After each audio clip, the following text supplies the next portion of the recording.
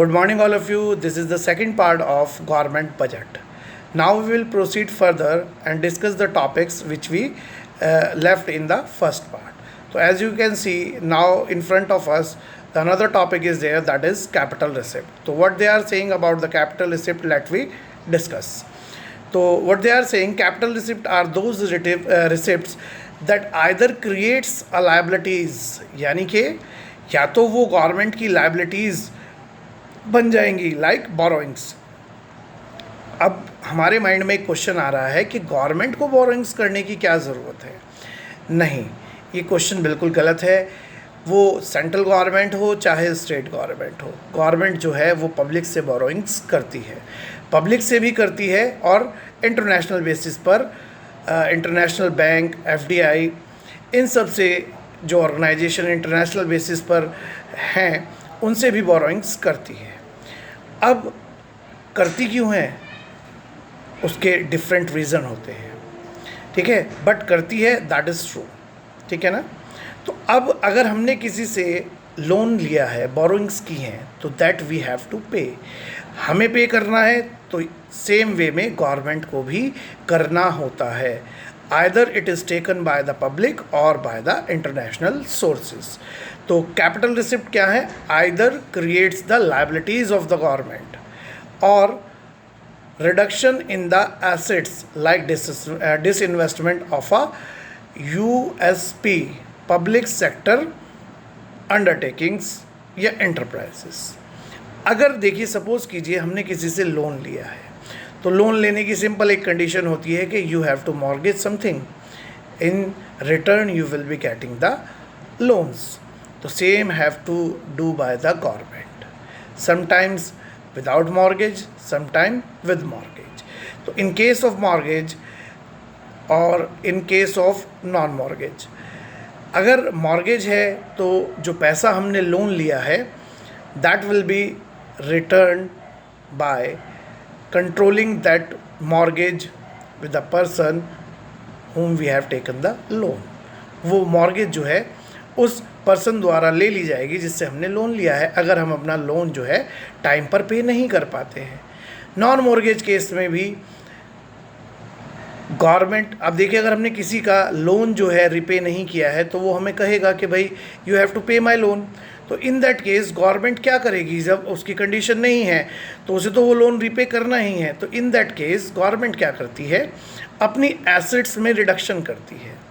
जैसा कि इन्होंने बताया, disinvestment of public sector undertakings, government को अपने पब्लिक सेक्टर अंडरटेकिंग्स या जो कंपनीज़ हैं उन्हें उनमें से डिसइन्वेस्टमेंट करना पड़ेगा, उन्हें सेल आउट करना पड़ेगा। जैसे का एक बिल्कुल अभी फ्रेश एग्जांपल मैं आपको बताता हूँ, एयर इंडिया से इंडियन गवर्नमेंट ने क्या किया है, डिसइन्वेस्टमेंट कर दिया है, ठीक है, उसे टाटा ग्रुप को बेच दिया है, ठीक है, अपना पूरी तरीके। अब देखिए, सेलिंग और डिसइन्वेस्टमेंट में क्या डिफरेंस होता है ये आप सब लोगों को पता है, नहीं पता है तो हम लोग आगे डिस्कस करेंगे, ठीक है, अभी नहीं, क्योंकि टॉपिक फिर बहुत लंबा हो जाएगा, ठीक है। तो ये होती है हमारी कैपिटल रिसिप्ट्स। अब इसने क्या कहा है, main sources of capital receipts are borrowings, recovery of loans and another receipts like disinvestment and small savings. तो ये मैंने आपको ऊपर डिस्कस करके बता दिया कि कैपिटल रिसिप्ट का क्या केस होता है। ये और भी सोर्सेज हैं, जो ये और भी एग्जाम्पल हैं कैपिटल रिसिप्ट्स के, ठीक है। रिकवरी ऑफ लोन्स, यानी कि गवर्नमेंट ने अगर किसी को लोन लिया है या लिया है तो देने की लायबिलिटी किसकी है, गवर्नमेंट की, और अगर दिया है तो उसे रिकवर करने की जिम्मेदारी भी गवर्नमेंट की ही है, ठीक है। तो इस तरह से ये कैपिटल रिसिप्ट होती है। Next is revenue expenditures. Revenue expenditures refers to the expenditure that neither creates any asset nor in the reduction of the liabilities of the government. ना तो एसेट क्रिएट करेंगे और ना ही गवर्नमेंट की किसी भी लायबिलिटी में रिडक्शन लाएंगे। ऐसी कौन सी चीज़ है और गवर्नमेंट इसे करती क्यों है, करना पड़ेगा। पहले से समझ लेते हैं ये होता क्या है। Like payment of the salaries to the employees those who are working in the government organisations.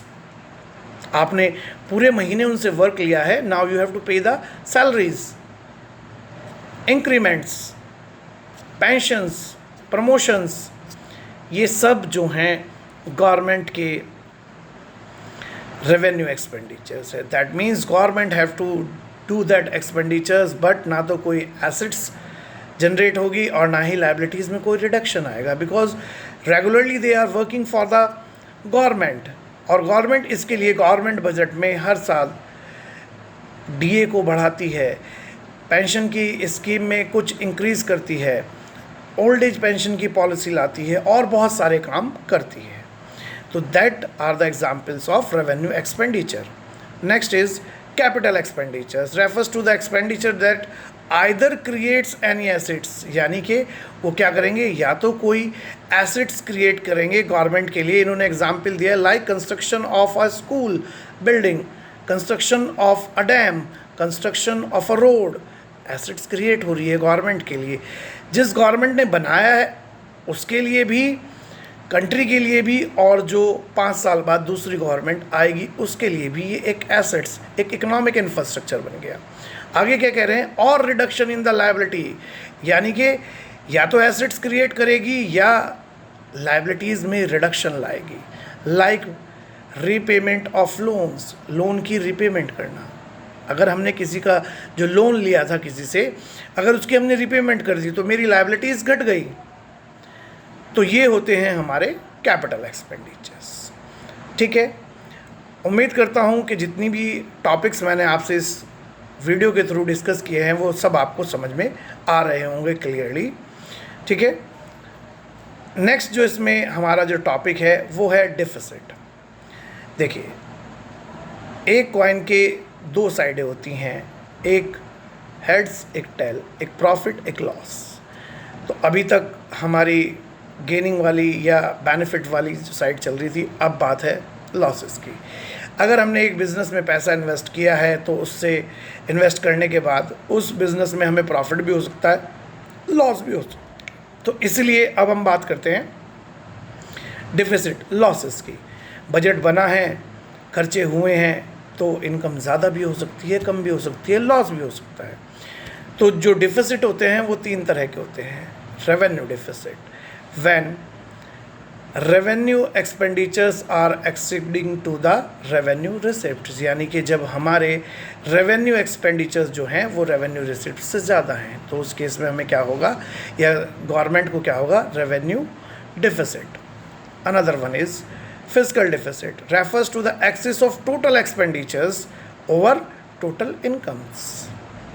देखिए, किसी भी तरह के लॉस का होने का मेन रीज़न एक ही होता है, जब हमारी इनकम्स जो हैं वो कम रह जाएं और हमारे खर्चे जो हैं वो ज़्यादा हो जाएं.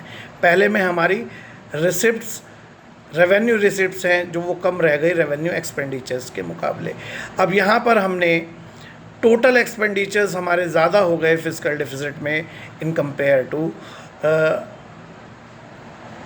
Total receipts.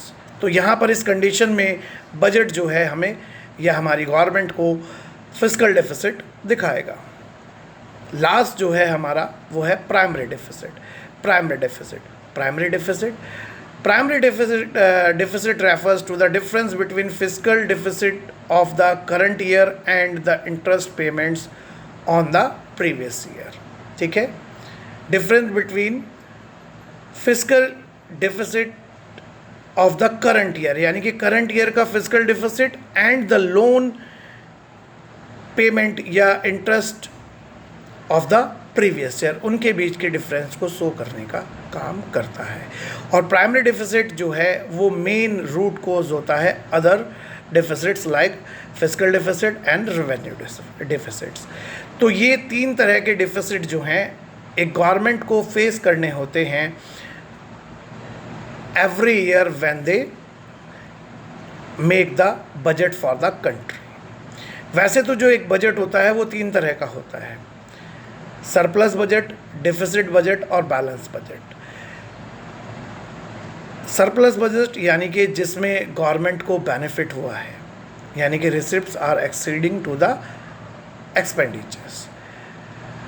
डिफिसिट बजट, अभी डिफिसिट हमने डिस्कस किया ही है, means government is having loss, यानी कि expenditures are greater than receipts, balance budget, no profit no loss, ना तो प्रॉफिट हुआ है ना लॉस हुआ है, ठीक है। तो ये 3 टाइप होते हैं गवर्नमेंट बजट के, और ये जो डिफिसिट्स हैं ये 3 तरह के होते हैं। अगर इनमें से कोई भी डिफिसिट होगा, दैट मीन्स गवर्नमेंट के बजट में जो बजट का टाइप है वो है डिफिसिट बजट। अगर इनमें से कुछ भी नहीं है तो गवर्नमेंट को या तो सरप्लस बजट या फिर बैलेंस बजट, ठीक है। तो इस तरह से हमने अपना ये एक टॉपिक जो था गवर्नमेंट बजट का, एक चैप्टर जो था हमने फिनिश कर लिया है। अब now we will continue to the next chapter in next video. Thank you.